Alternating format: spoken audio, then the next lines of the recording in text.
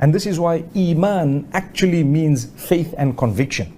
And faith and conviction comes with Aman. If you notice, the root words are the same. You know, you see the A, Ma and the Na in both of them. So Iman and Aman, they are very closely connected. If you believe correctly, you will be not only a promoter of true peace and harmony, but you will achieve inner and outer peace. And this is something that we really need to learn. So we will never be able to teach people goodness if we ourselves are very violent. You see, people turn away from Islam, for example, because they think that what's happening on the globe is Islamic teachings.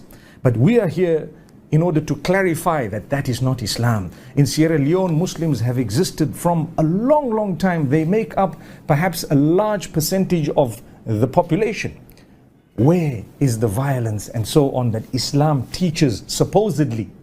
Yet we've been living in harmony for so long. All we are trying to do is to preserve what we have, because there are elements of mischief who will keep on coming and trying their luck. We will never allow them to succeed because we would like to preserve the goodness of this respect. So this is as far as the question on security and stability and what it would do for us actually goes.